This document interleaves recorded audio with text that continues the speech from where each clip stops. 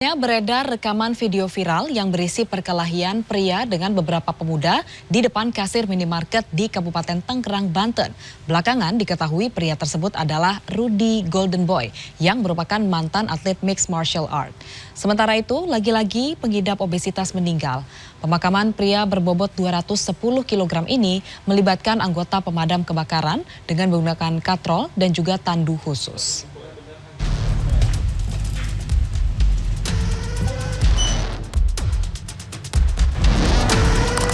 Sebuah video yang berisi perkelahian antara seorang pria dengan beberapa pemuda di depan kasir minimarket di wilayah Pagedangan, Kabupaten Tangerang, Banten beredar luas di media sosial. Belakangan diketahui jika pria yang adu jotos pada Sabtu 5 Agustus itu merupakan Rudy Golden Boy, mantan atlet mixed martial art atau MMA. Dalam video berdurasi sekitar 1 menit ini terlihat kedua belah pihak saling pukul hingga akhirnya dipisahkan kasir minimarket. Polisi akan melakukan gelar perkara dan menunggu hasil mediasi yang dilakukan kedua pihak untuk menentukan langkah hukum selanjutnya. Ada indikasi pegawai toko mengutamakan orang-orang yang pemuda-pemuda itu karena adalah warga asli Pagedangan yang sudah saling kenal satu sama lain. Tapi ternyata pegawai toko sudah melaksanakan sesuai SOP.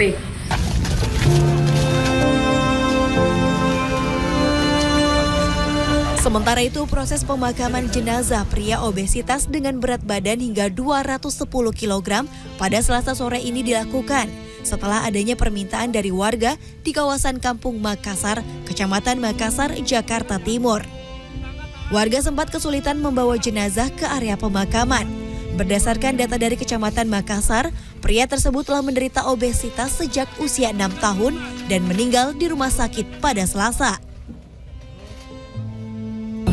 Kebetulan tadi saya dapat telepon dari Bapak RW 06 Kelurahan Makassar menginformasikan bahwa ada warganya yang meninggal, yang berat badannya itu sekitar 210, jadi obesitas, Pak.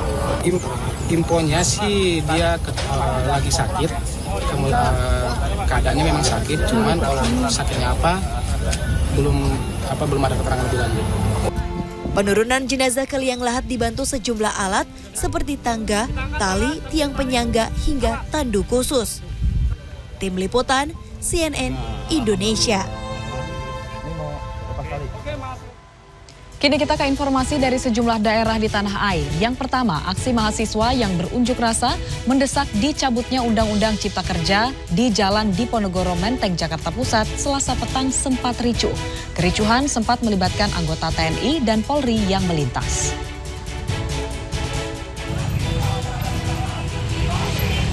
Aksi unjuk rasa mahasiswa mendesak dicabutnya Undang-Undang Cipta Kerja atau Omnibus Law di Jalan Diponegoro, Menteng, Jakarta Pusat, Selasa petang berlangsung ricuh. Petugas patwal bermotor yang sedang mengawal seorang perwira TNI ini tiba-tiba diadang sejumlah mahasiswa. Petugas patwal dan polisi lain yang berupaya memukul mundur mahasiswa memicu aksi mahasiswa memanas.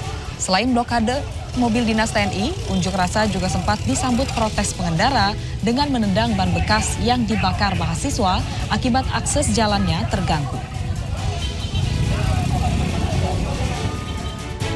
Berikutnya, kapal layar motor Fajar Pratama yang berlayar dari Pelabuhan Lontange, Kota Parepare, Sulawesi Selatan menuju Tanjung Redep, Kalimantan Timur, karam di perairan Mamuju.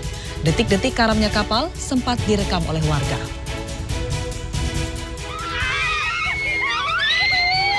Detik-detik tenggelamnya kapal layar motor Fajar Pratama di perairan Ngalo, Tapalang Barat, Mamuju, Sulawesi Barat, Selasa 8 Agustus 2023 kemarin terekam kamera. Warga sempat dibuat panik melihat kapal yang sedikit demi sedikit tenggelam sebelum akhirnya karam. Nelayan yang ada di sekitar lokasi sempat melakukan pertolongan kepada 11 ABK kapal. Humas Kesyah Bandaran dan Otoritas Pelabuhan Parepare, Eko Prayitno, pada Rabu menyebut kapal berlayar dari Pelabuhan Lontange, Kota Parepare, Sulawesi Selatan, menuju ke Tanjung Redep, Kabupaten Berau, Kalimantan Timur. Saat kejadian, lambung bawah kapal dekat Buritan mengalami kebocoran. Nakoda berinisiatif mencari pelabuhan terdekat dan memompa air keluar, namun gagal. KLM Fajar Pratama tenggelam bersama dengan muatan 150 ton sembako dan 4 sepeda motor. Berikutnya, Presiden Joko Widodo akan mengajak para duta besar dari negara-negara anggota ASEAN untuk menjajal kereta cepat Jakarta-Bandung pada September 2023. Menurut Jokowi, ajakan tersebut berdasarkan permintaan para dubes saat naik moda raya terpadu atau MRT bersamanya pada Selasa pagi. Hal ini disampaikan Jokowi di Sekretariat ASEAN Jakarta pada Selasa pagi. Sebelumnya, pada hari yang sama, Duta Besar Negara ASEAN dan Mitra ASEAN melakukan perjalanan MRT bersama-sama dengan Jokowi. Presiden Jokowi dan para duta besar berangkat dari stasiun Bundaran HI di Jakarta Pusat menuju stasiun ASEAN di Jakarta Selatan untuk menghadiri HUT ke-56 ASEAN di Gedung Sekretariat ASEAN. Sebelum naik MRT, Jokowi diberikan kartu jelajah berganda atau multi-trip card yang merupakan edisi khusus ASEAN yang diluncurkan untuk memperingati HUT ke-56 ASEAN.